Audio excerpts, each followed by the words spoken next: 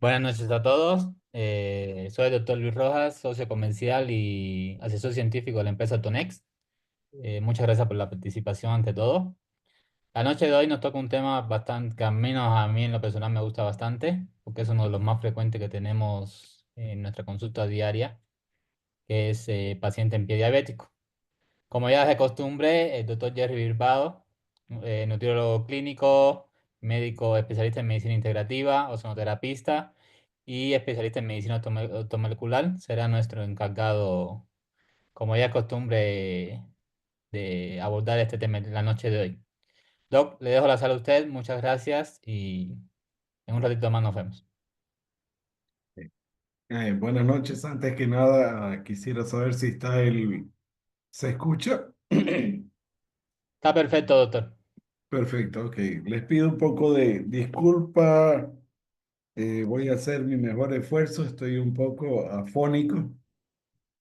Eh, Intentaremos terminar bien esta conferencia, pero lo hacemos con mucha alegría. Buenas noches a todos los participantes. Hoy día vamos a hablar sobre pie diabético. Ah, Me gusta empezar siempre con algo de optimismo y sé que esto ah, da vida a los huesos. En el libro de Jeremías, capítulo 29, versículos 11 al 14 dice, porque yo sé muy bien los planes que tengo para ustedes, afirma el Señor, planes de bienestar y no de calamidad, a fin de darles un futuro y una esperanza. Eh, no, nosotros recibimos esa bendición y como médicos estamos en la obligación siempre de velar por nuestro paciente y darles esperanza. El paciente que llega a nosotros en pie diabético es un paciente complicado porque ya el pie diabético es una complicación de la diabetes mellitus, sobre todo la tipo 2, y se caracteriza por manifestaciones neuroisquémicas, infección y deformación del pie. Son cuatro áreas que están muy comprometidas. El aspecto nervioso, la inervación se va dañando. Hay una isquemia que se va formando a través de los años, una infección que se da por lesiones del pie y la deformación en sí mismo del pie.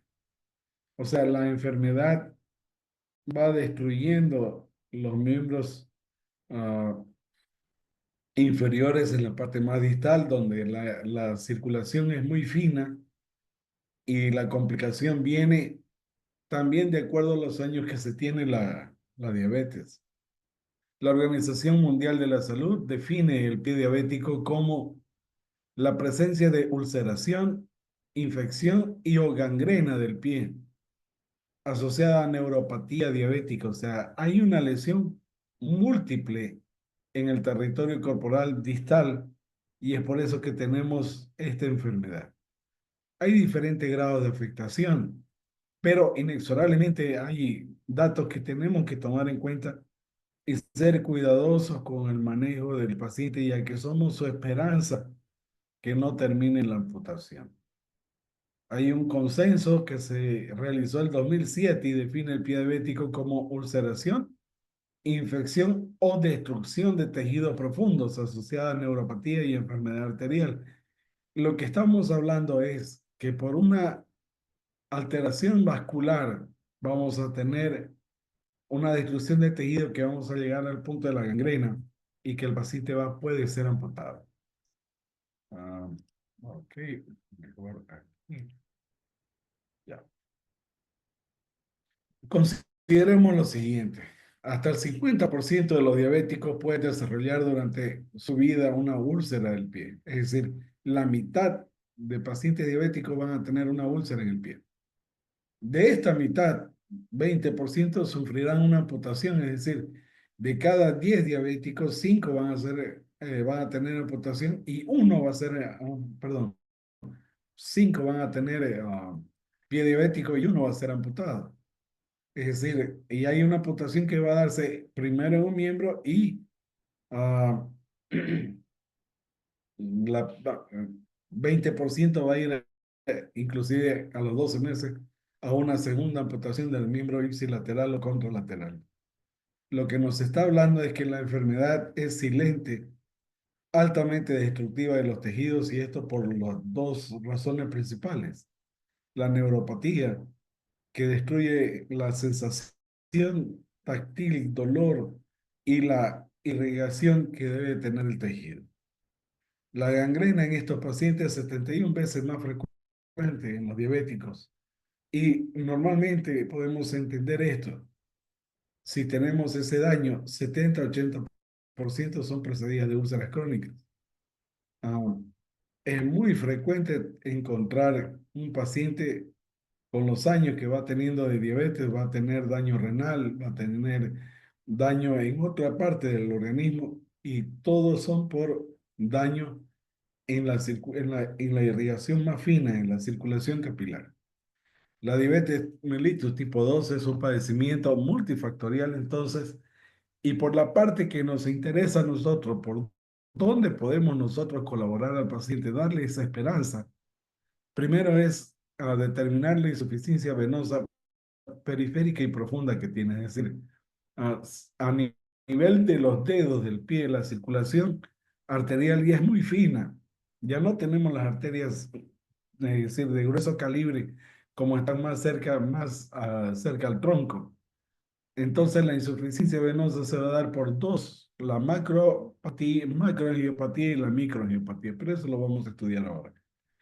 Hay una neuropatía periférica, motora y sensitiva, es decir, el paciente por esa alteración isquémica tiene dolores, pero al mismo tiempo pierde la sensibilidad, es decir, va a tener dolor isquémico, pero va a perder la sensibilidad y va a tener mayores accidentes. Es el paciente clásico que tiene cortes en los dedos, o sea, al hacer el cuidado de las uñas, o el paciente que tiene fisuras en la piel por tener onicomicosis. Es un paciente inmunodeprimido, es un paciente con estrés oxidativo, es un paciente que tiene modificaciones posttransduccionales, es decir, paciente que ya tiene alteraciones y que normalmente él las traduce como calambres. Hay un déficit de insulina, hay hiperglicemia, hay alteraciones metabólicas en los carbohidratos y lípidos, lo cual puede originar múltiples complicaciones y ahí vamos a las micro y macro angiopatías. El daño oxidativo es mayor en aquellos pacientes que sus sistemas antioxidantes están bloqueados. Es decir, este paciente, el paciente diabético, es un paciente que tiene aumentadas las especies reactivas de oxígeno, es decir, mayor cantidad de radicales libres circulando en su medio interno. Hay mayor daño oxidativo en la mitocondria celular. Hay autooxidación de la glucosa. Hay una glicación de proteínas y ácidos grasos esenciales y hay productos oxidativos de la glucosa y el sorbitol. Es decir, la alteración metabólica que sufre el paciente diabético va a hacer el daño en distintos órganos, renal, vascular, en el daño corporal periférico, y eso nos va a llevar a lo que estamos estudiando hoy. Ok, vamos a estudiar un poquito la fisiopatología de la neuropatía. Estamos ante un paciente con un descontrol metabólico, una glucosa por encima de los 100 miligramos por ml, y que haciendo el control de la curva de tolerancia de la glucosa, encontramos que está sobrelevado por encima de los 140 miligramos después de 2 horas y tiene una hemoglobina glicosilada por encima de los 6,5. Estos datos son básicos para entender lo siguiente. Ese daño, ese retardo en el metabolismo de la glucosa incrementa la vía del sorbitol intraneural, es decir, va a producir un edema sobre las terminaciones nerviosas. Disminuye el mioinositol y disminuye la TPasa. Ese edema empieza a enlentecer el funcionamiento natural de la neurona y va a llevarla entonces a una degeneración neuronal y a un retardo en la velocidad de la conducción nerviosa, es decir, los reflejos van a ser más lentos, el accionar mismo del metabolismo en las células se vuelve más lento. Eso por la parte de la neuropatía, pero esta neuropatía también nos lleva a una alteración vascular endoneural, es decir, la parte de la mielina, que es la que nos cubre todas las ramificaciones nerviosas, va a ser dañada. Hay pérdida de fibras autonómicas y disminuye el flujo sanguíneo, lo que nos lleva a una menor sudoración, una piel más seca, una piel que pierde las propiedades defensivas y va a ir a tener fisuras. Y esto va a producir puertas de entrada para infecciones subyacentes. Al disminuir el flujo vascular, es decir, la irrigación, vamos a tener también una hipoxia neural. Esto nos lleva a que las células nerviosas, si no tiene oxígeno, sabemos que empieza a enlentecer su metabolismo y finalmente muere. Por lo menos las ramificaciones nerviosas mueren. Entonces tenemos, una vez que ha sucedido esto, en el paciente se manifiesta con una pérdida sensorial térmica, vibratoria y táctil. El paciente muchas veces se lastima y no se da cuenta. Hay una atrofia de músculos intrínsecos y empieza entonces a formar callosidades y deformaciones óseas. Podemos observar en la parte distal desde los muslos para abajo una anhidrosis, una sequedad que va haciéndose más persistente mientras más se aleja la circulación del tronco. Hay un cortocircuito, es decir, hay un shunt arteriovenoso que lleva a una a mala oxigenación. No olvidemos que la oxigenación de los tejidos se hace a nivel de los capilares, que son es decir, la terminación final de la arteria y la reconexión con el sistema venoso. Hay una pérdida de vasoconstricción postural y lo que nosotros entendemos que esto nos lleva a edemas permanentes ya tanto primero de neural y intraneural y después nos lleva a edemas del tejido mismo. Entonces, si tomamos en cuenta que se está empezando a dar daños vasculares, ¿qué vamos a encontrar? Primero, cortocircuitos arteriovenosos con desviaciones de flujo de los capilares nutricios, ocasionando déficit de aporte. ¿Qué aporte? Aporte de oxígeno y aporte de nutritivo. Es decir, la célula no va a recibir los nutrientes que necesita. Hay una pérdida de vasoconstricción postural que produce edema, es decir, el paciente empieza a tener retención de líquido con edemas distales con Godet positivo en las partes cerca de los tobillos. Y hay una calcificación de la capa media arterial, es decir, empieza a producirse una placa ateromatosa que va a ir, vamos a ver, la que es parte de la micro y macroangiopatía. Simultáneamente, la glucosilación, hay engrose en el endotelio y sabemos que necesitamos un endotelio fino para poder hacer el intercambio. Y si no lo tenemos en ese momento como debiera, entonces hay una hipoxia permanente. Hay una capa basal que va de capilar que está engrosada. Hay alteraciones de glucógeno y proteoglicano que afectan la membrana basal en sí misma y dificulta el intercambio metabólico celular. Una célula entonces encontramos que no tiene oxígeno suficiente, no tiene nutrientes suficientes, tiene retención de radicales libres, las especies Eros, que son las que van a tener el daño directamente tanto en la mitocondria como en sí mismo en la circulación.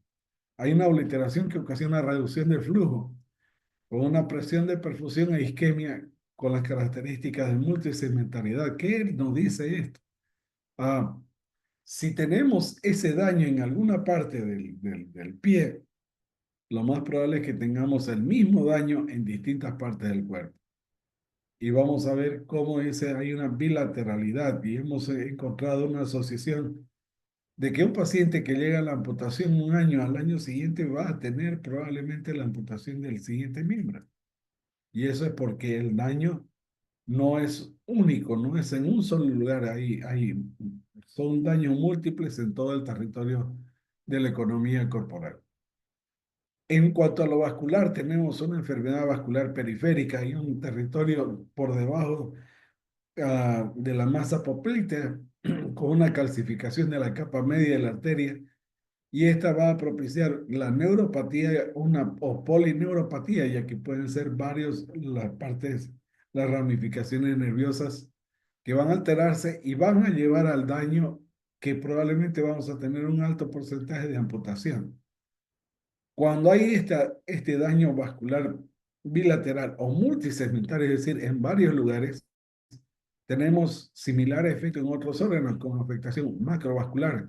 Y aquí hablamos de tener enfermedades en la masa encefálica, es decir, enfermedades del cerebro. Hay infartos de miocardio, hay daño renal, hay daño hepático que el paciente empieza a presentar en los laboratorios alteraciones considerables y este paciente ya empieza a tener falla metabólica total. Entre las alteraciones bioquímicas que observamos cuando tenemos un paciente en pie diabético, tenemos una proteína plasmática y factores de coagulación que se han encontrado a niveles elevados de glicoproteína, fibrinógenos, aptoglobulinas, lipoproteína A, lipoproteína beta, la ceruloplasmina y la macroglobulina alfa. Esto nos habla de daño hepático en sí mismo. Fíjense que los factores de coagulación se están alterando y es un paciente que puede presentar una tendencia a la coagulopatía por daño mínimo. Y eso es lo que muchas veces sucede. La formación de un coágulo tapa la circulación y en sí lleva a la necrosis total del dedo. Y eso es lo que nosotros vamos a observar más en un momento. Hay un incremento en los factores de coagulación 5, 7, el 8, el 9, el 10 y el 11, así como hay un aumento en el complejo trombina-antitrombina en el plasma y hay niveles disminuidos de plasminógeno con alteración del sistema fibrinolítico, es decir, todo el sistema vascular de coagulación se altera. Y si nosotros sabemos bien que todos estos factores se producen en el hígado, es porque en el mismo daño que estamos teniendo en la circulación distal, estamos teniendo también en la circulación terminal que tiene el hígado. Y eso es parte del daño vascular que tenemos. Si queremos diagramar entonces la fisiopatología del pie diabético, tenemos que la hiperglicemia actúa en tres lugares: la neuropatía, la alteración metabólica y una vasculopatía. En la neuropatía tenemos alteraciones sensitivas y motoras y una alteración autonómica. En la alteración metabólica tenemos directamente la alteración hematológica con la alteración de los factores de coagulación. Inmunológica, porque en sí el paciente diabético es un paciente inmunodeprimido en el cual las infecciones tienen territorio libre para desarrollarse con mucha fuerza. Hay daños articulares por deformación o malformación ósea por falta de colágeno. Hay lesiones dérmicas por la hiperanhidrosis que tenemos, es decir, normalmente el paciente diabético es un paciente deshidratado. Es un paciente que por la hiperosmolaridad que tiene, ah, que produce la glucosa fuera de la célula, es un paciente que siempre va a buscar como parte de la compensación tomar líquido, pero tiene una diuresis aumentada que nunca llega a compensar y eso es parte del daño metabólico. Bueno, hasta ahí tenemos un pie de riesgo, pero hay factores desencadenantes que llevan a un pie diabético, es decir, todos los pacientes diabéticos, entonces tomamos en cuenta que tiene un pie de riesgo, pero cuando cumple con los factores desencadenantes puede llegar a tener un pie diabético que es la enfermedad en sí misma. Hay factores de riesgo asociados al pie diabético y hemos hablado que hay lesiones microvasculares, es decir, coágulos que pueden presentarse en la circulación distal, las úlceras en el pie que se van formando por lesiones, ya sea de presión directamente, a veces en el talón, a veces en la relación del primero y quinto metatarsiano, en el tiempo de evolución de la diabetes que el paciente tiene, hay una polineuropatía diabética distal que va a llevar a alteraciones sensitivas, alteraciones motoras, que van a producir dolor también por isquemia. Hay un descontrol metabólico, es decir, el paciente cada vez va descompensándose más y hay una onicomicosis que se produce por falta de defensa en el territorio de la piel por la sequedad que tiene y por las fisuras que va a presentar. La polineuropatía en sí, el daño que podemos observar es que afecta a las fibras nerviosas sensitivas, motoras y autonómicas. Paciente que se queja de parestesias, disestesia, hipoalergia. Paciente que dice, tengo adormecido el miembro distal, no lo siento, pero es un paciente que no puede estar de pie, o un paciente que sufre el dolor de isquemia cuando trata de hacer una caminata. Es un dolor quemante que se produce. Normalmente es un paciente que en la noche se queja de calambres, hay un dolor nocturno. Ah, este paciente generalmente no toma en cuenta, usa siempre el mismo tipo de calzado que usó. No hay un cambio a veces en buscar el zapato apropiado, por eso el calzado inapropiado generalmente está presente como uno de los factores. Hay una pérdida del reflejo doloroso, es decir, el paciente tiene heridas sin darse cuenta.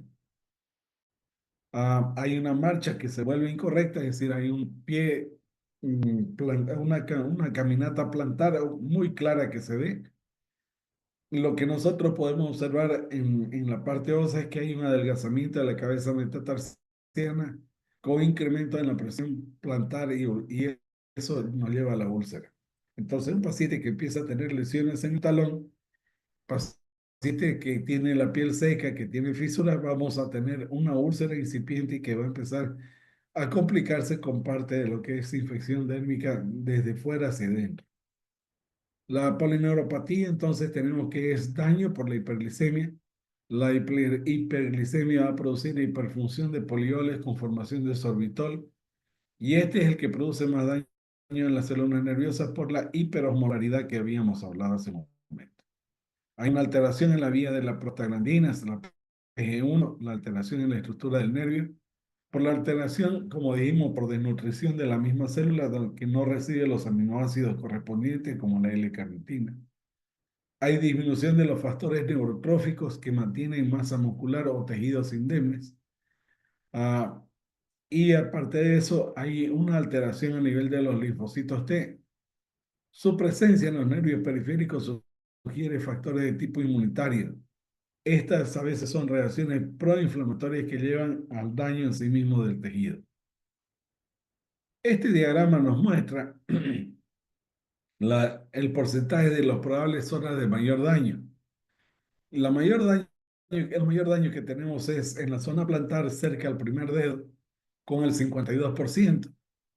La segunda es alrededor del quinto dedo, con el 12%. Y la tercera zona es el 8% del talón. Es un triángulo que se forma y que normalmente vamos a observar la mayor cantidad de daño en ese triángulo, en los ángulos del triángulo. Normalmente tenemos que entender que un pie diabético tiene una aparición gradual. El paciente normalmente no va a decir, yo estaba bien, no tenía nada, en 2 días se me hizo tremendo hueco, que no es así. Ya la lesión venía dándose, solo que la hipoalgesia que tiene no le dejó determinar muy bien el daño que tenía. Predomina los sensitivos sobre los motores, es decir, hay mayor sensibilidad a veces y a pesar que tenga buen reflejo motor. Hay dolor tipo ardor, que es el que es más común, no tanto el dolor por lesión. Hay parestesia, es decir, hay sensación de adormecimiento. Y sobre todo, como les digo, de tipo nocturno. Hay un cursar con hipoestesia en guantes. El paciente siente que en todo el trayecto donde hay dificultad circulatoria, el paciente va a sentir, y es un territorio en forma de calcetín. Y hay una atrofia muscular que vamos a ver muy clara en la zona poplitea sobre todo. Si observamos las características, es una piel reseca, agrietada. Normalmente el paciente tiene más dolor, pero normalmente ya hay un proceso infeccioso en ese tipo de fisuras. El paciente no se dio cuenta en qué momento empezó a caminar mal y empezó a formar callosidades que van a llevar a sitios de presión anormales en los cuales se va a empezar a producir necrosis del tejido por compresión, por falta de irrigación, por falta de nutrición, y el paciente va a empezar a desarrollar una úlcera sin darse cuenta. las deformidades están presentes. Normalmente los dedos del paciente se vuelven como en gatillo. El paciente empieza a tener ciertas callosidades que deforman los límites naturales del pie. Hay un miembro inferior que generalmente no tiene vellos, es decir, es un paciente que por la sequedad de la piel va perdiendo los vellos que tenía. Hay pulsos disminuidos a nivel distal.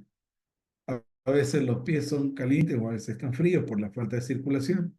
Y hay reflejos disminuidos o ausentes en todo el daño neuropático que se va a presentar. Ahora, nosotros tenemos que entender en sí qué es una neuropatía.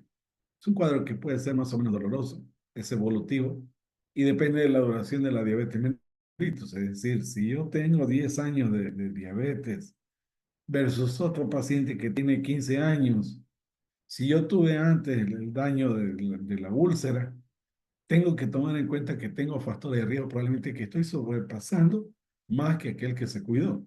Hay un aumento de vasoconstricción sostenida que normalmente tienen algunos pacientes. La hiperglicemia lleva a un menor flujo siempre, a un aumento de permeabilidad vascular, disminución de vasodilatadores, por lo que el paciente vive en una vasoconstricción permanente, disminución del óxido nítrico.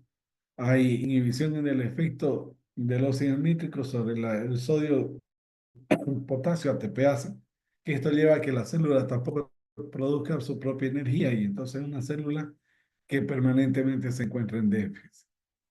Todo esto nos lleva, por un lado, a aumento de vasoconstricción y por otro lado, a un aumento de la permeabilidad vascular con alteración de los factores de crecimiento endotelial. Hay una pérdida celular, como dijimos, hay una disminución de la masa muscular en la parte distal del miembro inferior. Hay una disminución capilar progresiva porque se van obliterando los capilares, a pesar que hay aparición de nuevos capilares, pero no tienen la función, la funcionalidad ni el número que se necesita para poder compensar la nutrición y la oxigenación que necesita. Entonces, ¿qué es lo que nos da como resultado todo este cuadro? Nos da una isquemia, hay una neovascularización, es decir, el organismo trata como compensación de generar nuevos espacios de intercambio de oxígeno, pero hay una hipoxia que lleva mayor peso con una degeneración del axón. Hay degeneración multifocal en los nervios periféricos, en los cuales nos lleva a que el tejido se vuelva mucho más friable, mucho más que tenga la tendencia al daño mayor. Lo que habíamos visto hace un momento en el cuadro anterior, es decir, en el pie diabético con la úlcera, se produce por una neuropatía, es decir, una alteración sensitiva, motora y autonómica, por un daño vascular que tiene una microangiopatía, que es el daño en sí mismo del capilar, y una macroangiopatía, ya que se empieza a producir las lesiones también en los vasos arteriales gruesos, lo que lleva a a una reducción del flujo sanguíneo con una isquemia asociada a la microangiopatía. Normalmente hasta ahí tenemos un pie de riesgo, con factores desencadenantes como la deformidad, traumatismo o heridas que se puedan dar, vamos a tener una úlcera que se va a formar. Y los factores agravantes de la úlcera son la infección, la isquemia, que nos puede llevar a la gangrena, a la extensión de la lesión o a la necrosis y a la amputación como factor terminal de este pie diabético. Si observamos los cuadros, tenemos en sí mismo, hay una modificación de los puntos de apoyo, es lo que hace un momento les decía, tenemos un triángulo y sobre los puntos marcados, es decir, los puntos 1, 2, 3 y 4, son los que se produce la mayor cantidad de lesiones que vamos a observar en los pacientes. Normalmente hay un daño que se va dando aún con piel interna. El paciente siempre ha visto su piel seca, dañada, pero él piensa que está todo bien. Sin embargo, muchas veces la necrosis por dentro está avanzando, el factor de infección ya está dentro y entonces el paciente se despierta de un día a otro, tiene un cráter adentro que tiene que ser tratado. Hay callosidades que se van a ir dando. Aquí tenemos otra figura que se dan a nivel de los dedos. en la región plantar, en la almohadilla lateral del pie y en el talón. Normalmente las úlceras que se dan en el talón son las que tardan más en sanar debido a que hay una compresión que no deja que haya circulación en la parte de los capilares. Por esta compresión las células siguen sufriendo de hipoxia. Normalmente esto nos lleva generalmente a la artropatía de Charcot, es decir, pacientes que de pronto empiezan a notar que el dedo oscurece, la piel oscurece de color y empieza a tornarse como un cuero seco. Y cuando a veces se levanta este cuero seco en la debridación, nos damos cuenta que el tejido ya ha muerto hace tiempo. Ya empezó a entrar en una necrosis seca que no da mayor muestra sobre la superficie, pero da mayor daño por la isquemia y necrosis y la gangrena que se produce. Ahora, la mayoría de los pacientes también sufren fracturas, luxaciones o subluxaciones, como tenemos el cuadro, generalmente en el mismo triángulo que tenemos el problema y que vamos a tener, a pesar de ser huesos pequeños, son huesos que tienen pérdida de calcio, o sea, osteoporóticos y que son fácilmente fragmentables y esto normalmente no lo vemos en un paciente normal. Todo esto nos lleva a mayor deformidad y a instalarse de forma más severa el pie diabético. A la macroangiopatía, vamos a ver aquí que estamos hablando de vasos grandes, son los vasos que tenemos en la pierna, y hay una isquemia que se produce desde ese territorio. Normalmente tenemos que hay debajo del endotelio, hay un engrosamiento de todo lo que es el tejido colágeno, el tejido conjuntivo, y nos va a dar la obstrucción, formando la placa ateromatosa, que lleva normalmente a la necrosis seca del pie. Esta arteriopatía muestra predilección por las arterias infrageniculares, es decir, las que están distales en la pierna, y tienden a ser bilaterales y multisegmentarias. ¿Por qué? Porque el daño metabólico se da en todo el territorio, tanto los pies como el hígado, como el riñón. Pero por la particularidad de la deambulación es que se va a producir más daño directamente en la parte distal del pie.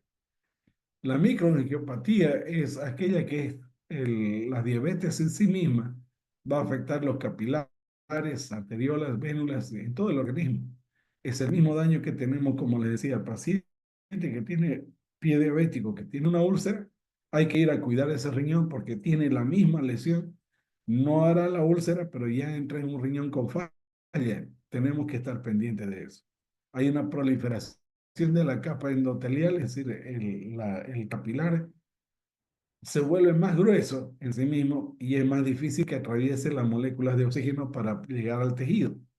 Y esto hace de que el paciente entre en territorio, sus miembros inferiores entren en una isquemia que sea más prolongada.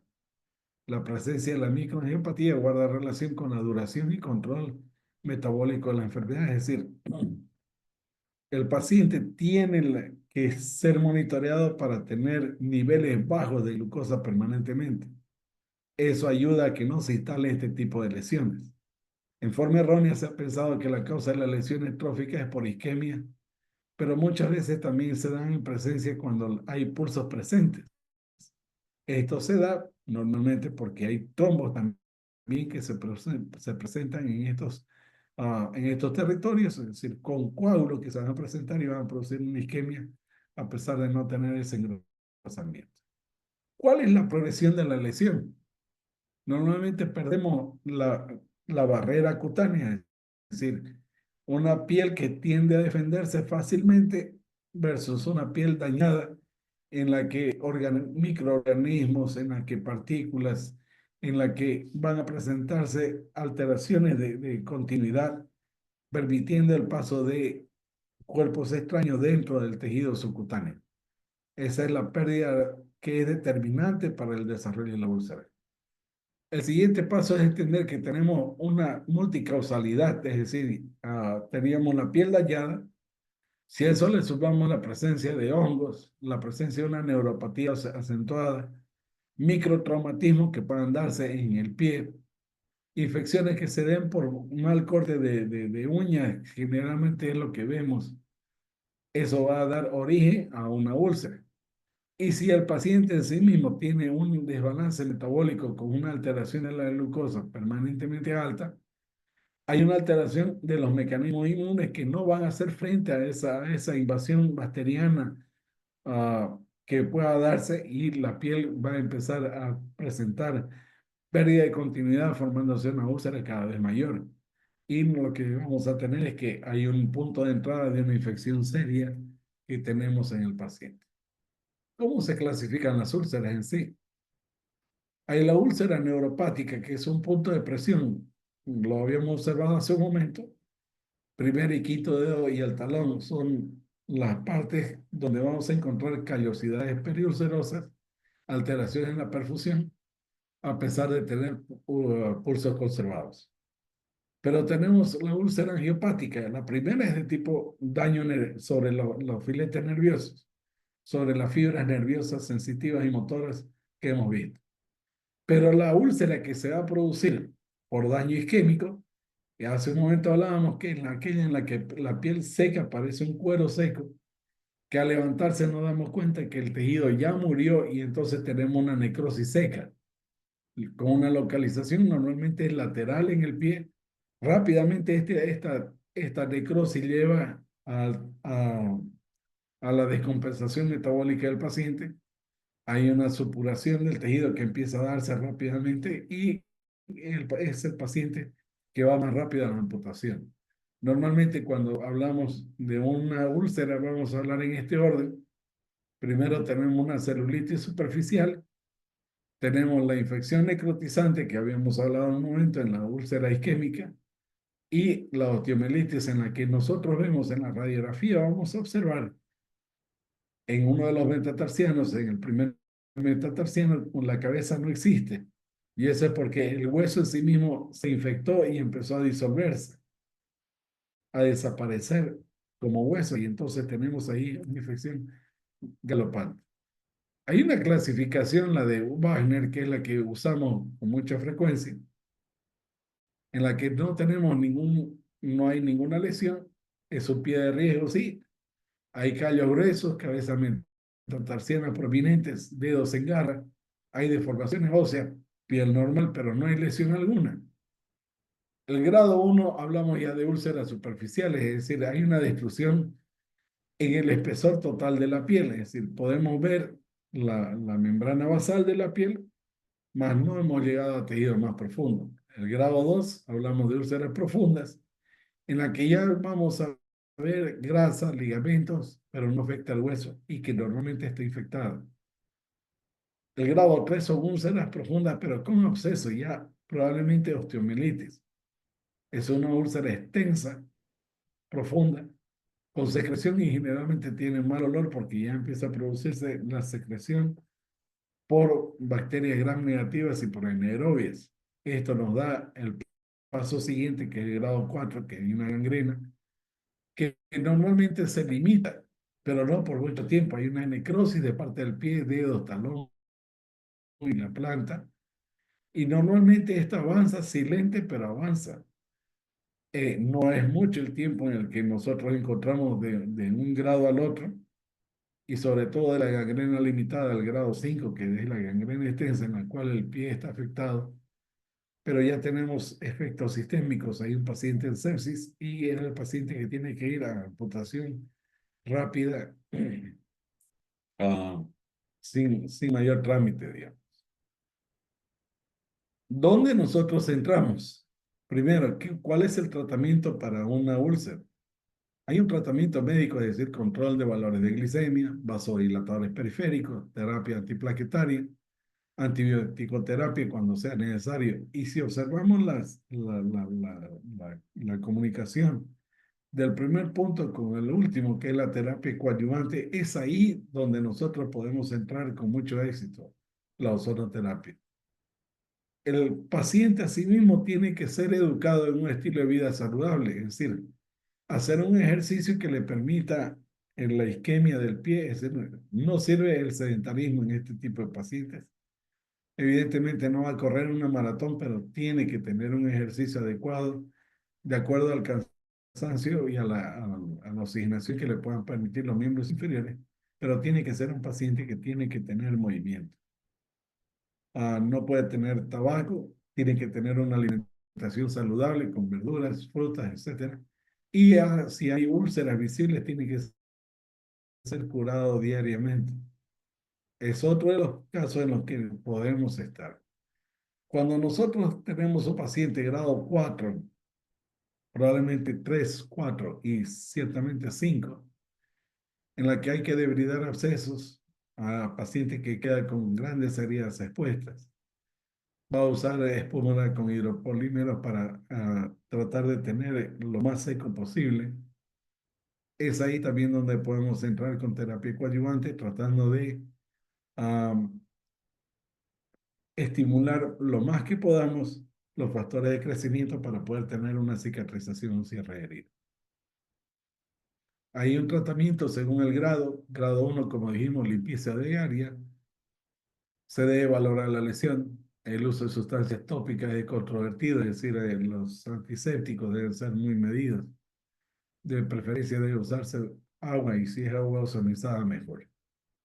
En el grado 2, donde tenemos la úlcera, hay un reposo absoluto. Debe sospecharse posible la existencia de infección, por lo que deberíamos tener un tratamiento con antibióticos, sea ácido clavulánico, ciprofloxacino, cuando sea el caso, clindamicina o metronidazol cuando tengamos anaerobios y gram negativos. Debe instaurarse siempre el tratamiento con antibiótico, debido a que si hay secreción, con seguridad, esa inmunosupresión que tiene el paciente lo lleva a desarrollar infecciones que son de verdad muy agresivas. Ahora, debemos sospechar que hay un paciente que tiene osteomielitis en todo caso. El grado 3, donde tenemos una úlcera con celulitis, abscesos profundos, este paciente está en el borde ya para debe de ser internado. Su curación debe hacerse ampliamente y de preferencia en un ambiente quirúrgico y debe ser compensado en todos sus valores metabólicos. Grado 4 y 5 tienen la misma orientación, pero el 5 ya tenemos un estado de gangrena que normalmente internamos al paciente, pero ya con la visión de amputación. Ahora vamos a hablar un poco más sostenido de ozonoterapia. La ozonoterapia es, bueno, el uso de ozono. El ozono no sustituye ninguna de las curaciones que hemos hablado, ninguno de los sistemas de curación. Ah, Ninguna de las medidas deben ser sustituidas por el ozono. El ozono es una herramienta y es muy importante, pero el paciente debe ser manejado con al aspecto siempre, tener cuidado de las medidas de asepsia y antisepsia, tener cuidado de bridar muy bien la herida, limpiar todos los bordes para estimular el crecimiento y la cicatrización. Tener en cuenta que es un paciente que tiene que ser educado con todas las posibilidades de complicación que pueda darse por su uso. Se debe determinar si el paciente tiene grado 1 y 2, que son manejables muy bien en domicilio o en el consultorio. Del paciente 3 en adelante debemos ser cuidadosos en la valoración, ya que muchos de estos necesitan internación y deben ser a veces valorados en otros órganos, porque la lesión que tiene en el pie puede estar a punto de aparecer, sea riñón, corazón e hígado. El ozono, al aumentar las concentraciones de oxígeno en la sangre, no solamente durante su administración, sino durante largos periodos, puede facilitar la oxigenación que tanto necesita. Puede facilitar la actividad defensiva leucocitaria para defender el paciente en sí mismo de todo el territorio que pueda estar comprometido.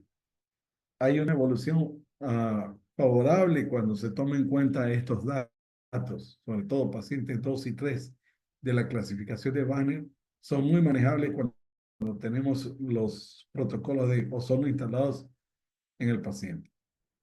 Ahora, debemos entender que debemos ir de menos a más. Debemos ser cuidadosos en la cantidad de ozono que damos, no porque sea tóxico, El ozono no es tóxico, excepto que cuando se lo inhala. Pero sí debemos ir de menos a más, ya que tenemos mejores resultados dosificando las cantidades adecuadas de ozono. Ahora, ah, no había encontrado anteriormente, pero en esta investigación pude encontrar que hay investigaciones clínicas en niños con deficiencia de inmunidad mediada por fagocitos, que demuestran que después de recibir ozonoterapia por insuflación rectal mejoran su estado clínico, mejoran el nivel del número de células y la capacidad de estas. Y es porque el ozono va a permitir que a nivel de las células madres puedan procrear las células que el organismo necesita para defenderse. Hay una actividad germicida de amplio espectro, es decir, no importa si tenemos bacterias positivas, negativas o anaeróbicas. Con el ozono tenemos chance de producir un buen apoyo al antibiótico que vayamos a destinar a usar. Uno de los mayores herbicidas que tenemos a mano y que podemos poner a disposición del paciente para un tratamiento antiséptico eficaz y directo. Va a producir una mayor oxigenación debido a que cuando entra al torrente circulatorio, al liberar el electrón que tiene añadido, va a oxigenar el tejido, produciendo una recuperación en sí mismo del tejido dañado por la hipoxia sobre todo. Erradica productos tóxicos y erradica los derivados nitrogenados, que son los que son más dañinos en todo el cuerpo. Hay un momento compensatorio también cuando hacemos ozono en el paciente, es decir, estimulamos a las enzimas, la superóxido dismutasa, la catalasa, glutatión peroxidasa, para que éstas estimulen la mitocondria y estimulen a las células, a, según la especialidad que tengan, a poder ser parte de la defensa del organismo. Eliminan radicales libres, sobre todo eros, que son los que se producen con mayor frecuencia en el organismo. Ah, tenemos que tener en cuenta que tenemos estudios en los cuales se admite que por encima del 68% en la primera sesión de ozono se pueden eliminar a las bacterias circulantes en el torrente sanguíneo. Todo paciente que hace fiebre normalmente o tiene una viremia o una bacteremia. Es el momento en el cual deberíamos intentar hacer el procedimiento de ozono para tener mayor expectativa de éxito. Hay un aumento de la, como decíamos, mejor oxigenación por un aumento de la microcirculación y esto regenera estructuras anatómicas. Hay, por lo tanto, menor dolor isquémico que el paciente manifestaba al inicio. Uno de los pacientes que puede beneficiarse mucho con el ozono es el paciente diabético. En sí, el ozono actúa mejorando el metabolismo del oxígeno, mejora la permeabilidad de las membranas celulares a la glucosa, es decir, permite que haya un descenso de la hiperglicemia, hay un mejor metabolismo produciendo energía y agua a través de las células. Esto es con ayuda de las pentosas fosfato y con la glucólisis aeróbica. Y esto disminuye la hiperglicemia. Cuando se modula el estrés oxidativo, el ozono protege la neuropatía que se está instalando, es decir, detiene esa neuropatía que el paciente tiene. Incrementa el ATP, o sea, la energía que se produce en la célula, estabiliza los mecanismos que esta necesita la ATPasa para poder producirla después. Hay un incremento en la producción de óxido nítrico que va a regular vasodilatación con mejor oxigenación para todo el campo, toda la economía corporal. Mejora la perfusión ística y la oxigenación tisular con una acción antiinflamatoria añadida y al mismo tiempo una acción analgésica localmente aplicada, o sea, en forma de aceite o de crema o de bolsa. Actúa con un poder germicida bastante alto y también en la parte del dolor. ¿Qué esquema vamos a usar en el pie diabético? Normalmente la úlcera, según la clasificación de Schwartz, de Wagner y que Schwartz publica en el 2017, Él usaba solución salina al 0,9%, usando la concentración de 10 gramos de ozono por ml en bolsa hiperbárica, con una curación posterior con aceite ozonizado. Esta es una herida abierta. Ah, habíamos hablado en la cura que teníamos que tener curaciones previas, es decir, hay que limpiar la herida del paciente, hay que debridar, retirar la fibrina y el tejido muerto que se va produciendo de forma circular alrededor de la boca de la úlcera. Porque una vez que el ozono esté circulando o esté en la superficie, va a estimular a los gránulos de las plaquetas a que estos puedan liberar sustancias que puedan hacer que el tejido empiece a proliferar y cicatrizar. Pero esto se hace más o menos como está escrito aquí, más o menos son 20 sesiones. Y al inicio debe ser hasta que la úlcera esté completamente limpia, sin infección, por lo menos 2 a 3 sesiones por semana. ¿Cómo se hace? Primero, perdón,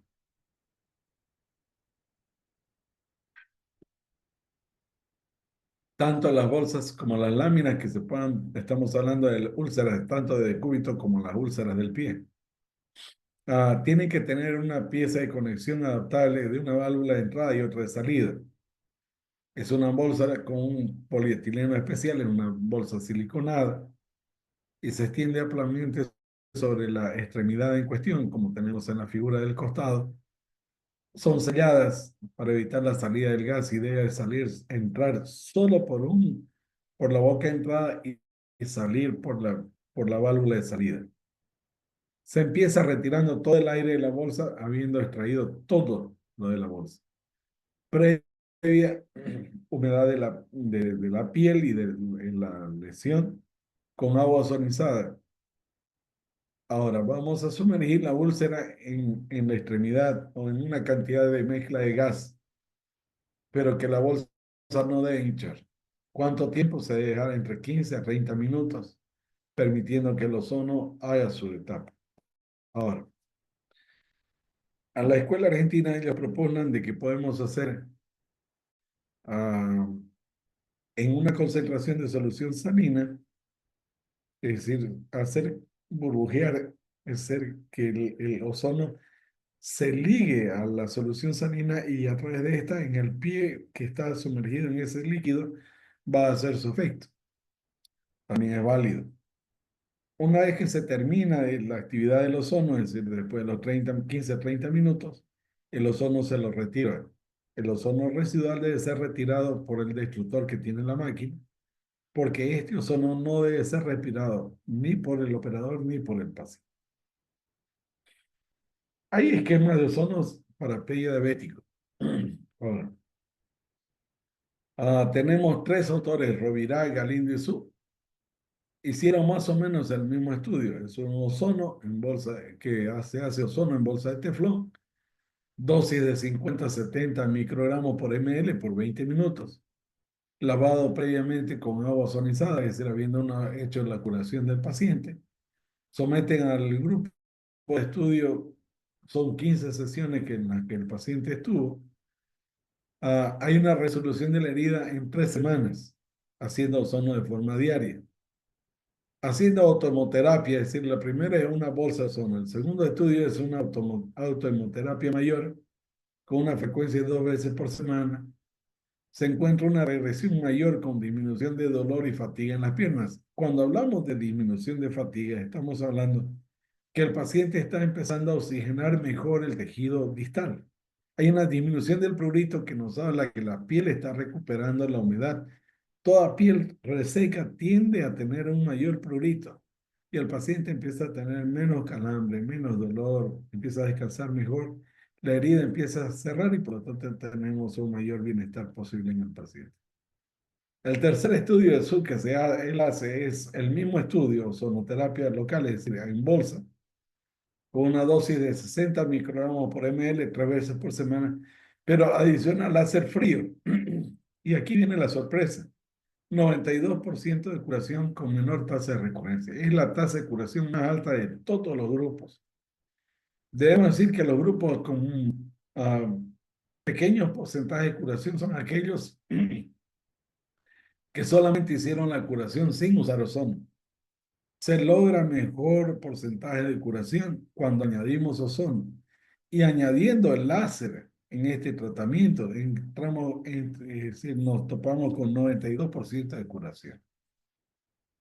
La cicatrización de heridas, según Sanger 214, él usa en úlcera de pie diabético, según ya él llega hasta la clasificación 4 de Wagner, habíamos entendido que aquí ya había necrosis de tejido, usando terapia convencional en algunos casos solamente y otros terapia convencional más ozonoterapia. Él usa 52 gramos por ml de ozono con un tiempo de permanencia de 30 minutos por cada sesión, usando 20 días seguidos. Los resultados son activación de plaquetas con liberación de factores de crecimiento, es decir, hablamos que la herida en sí empieza a cicatrizar, empieza a cerrar. Hay liberación de factores de crecimiento endotelial vascular, es decir, hay formación de nuevos capilares que permiten la oxigenación del tejido. Hay liberación de factor de crecimiento transformante, por lo tanto hay aumento de masa muscular, disminución del diámetro de la herida, disminución de la concentración del malonidaldehído, y hay un aumento de seroplasmina, que es la que permite que haya tejido colágeno para poder cerrar la herida. Rosul y Patscan, ellos hacen estudios y hacen terapia con clasificación de Wagner 1-2, usando terapia, ozonoterapia más la terapia convencional, en 14 días de tratamiento. Mejora la hiperemia, mejora el edema del miembro inferior. Hay una reducción del tejido necrótico y aparición de tejido glandular con inicio de epitelización, con aumento de seroplasmina y catalasa al final del tratamiento. Probablemente en 2 semanas no cerró del todo el tejido, pero ah, tenemos que tomar en cuenta, este tipo de terapias mm, no tiene una fidelidad grande y por lo tanto el paciente tiende a tener ese problema.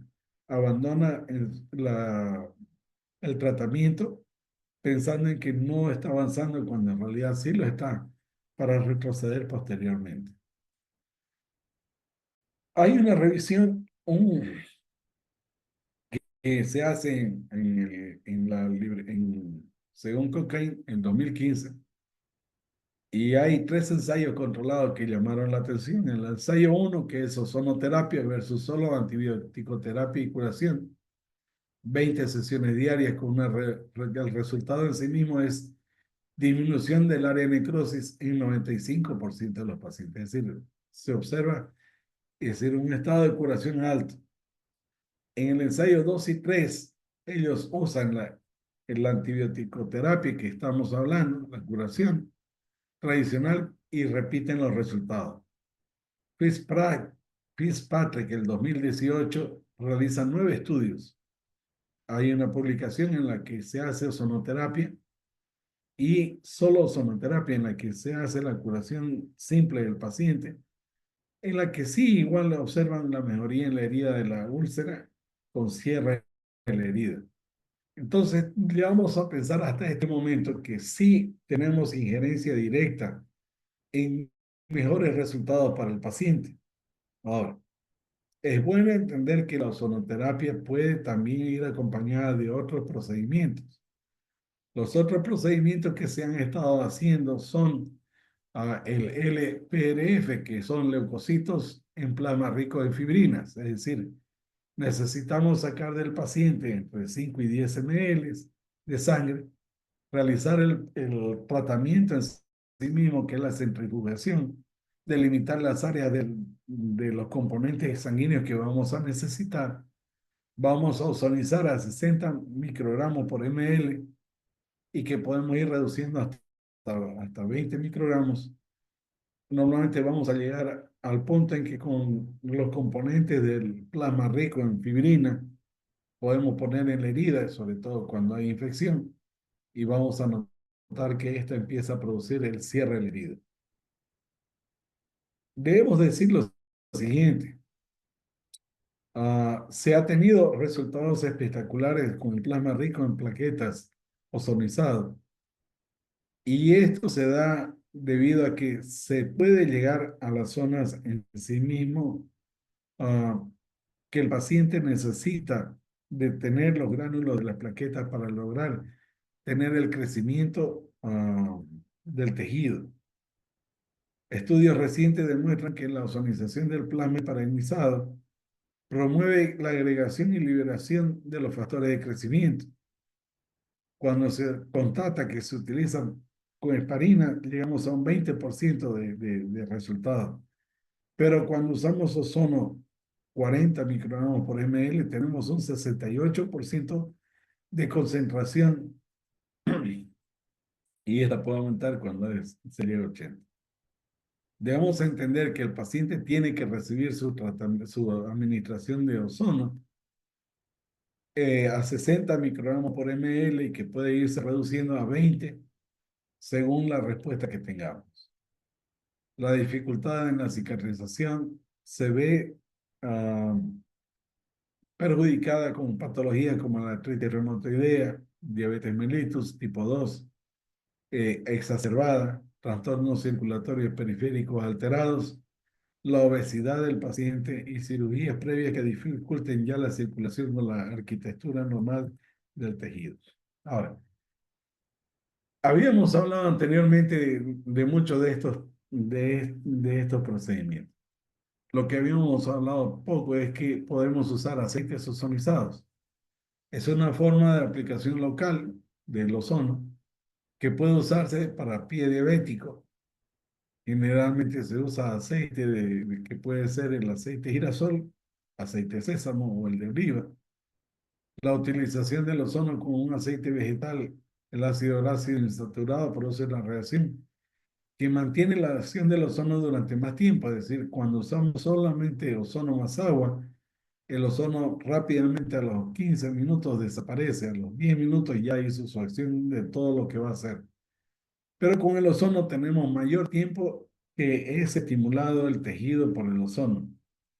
La aplicación de este tipo de aceite genera una actividad inmunoestimulante y reparadora en los tejidos, además de tener un efecto bactericida, pudiendo limpiar la infección de la herida de forma superficial y no hay cepa que se le resista. Estas formas de aplicación resultan además indoloras, evitan y van minimizando las debridaciones agresivas que se tienen que hacer. Normalmente este modo de aplicación puede causar efectos secundarios, sí, es bueno saberlo, pero que no son serios, es decir, vamos a tener en el 0,3% de los pacientes que usen los aceites ozonizados, van a tener prurito, a veces un eritema o edema o sensación de ardor. Normalmente esto pasa rápidamente. Puede volver a aparecer como puede no volver a aparecer. El ozono por vía tópica, tanto en aceites insaturados ozonificados o con agua destilada ozonificada, produce reparación del tejido porque ozonifica, limpia, mejora la estimulación del tejido en sí mismo y esto llega a producir tejido de reparación. Se ha demostrado que favorece también la microcirculación sanguínea. Esto hace que se regeneren mejor los tejidos dañados ad íntegro, es decir, reparan con una menor cicatrización de lo que puede hacerlo cuando no usamos ozono. Y eso es algo que nos deja en ventaja. Normalmente las concentraciones que vamos a usar para hacer el pie diabético van a ir desde 20 hasta 80 microgramos por ml. Las concentraciones varían según la herida, la gravedad y la gravedad del paciente en la etapa de tratamiento y la etapa de la enfermedad. Hay tiempos de aplicación que pueden ser de 5 y hasta 30 minutos, dependiendo en el momento en que el paciente llegue. Es decir, un paciente que llega con una herida muy ulcerada, profunda, necesitará más tiempo, evidentemente, de aquel que tiene ya la herida más superficial. Y normalmente todo esto lo hacemos en base a la Declaración de Madrid sobre ozonoterapia. El ozono actúa sobre los leucocitos para una modulación inmunitaria y normalmente hace que también sobre las plaquetas para fortalecer su crecimiento, sobre los glóbulos rojos, los eritrocitos para el transporte de oxígeno, ya que según la propiedad reológica del glóbulo rojo puede adoptar la forma, el diámetro disminuido del capilar en sí mismo para poder pasar y dejar la carga de oxígeno que necesita la célula. Presenta pocas contraindicaciones usar este tipo de tratamiento. No es suficiente solo esto. Esto es adicional a la autoinmunoterapia mayor o al suero ozonizado. Es adicional a la curación en sí misma que tiene que hacerse sobre el paciente.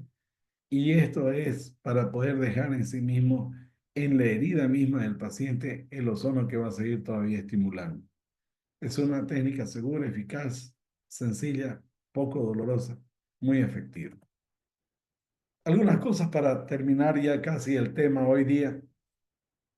Tenemos que tener en cuenta que el ozono permite que el azúcar en sangre entre dentro de la célula, es decir, mejora el metabolismo del azúcar en el paciente.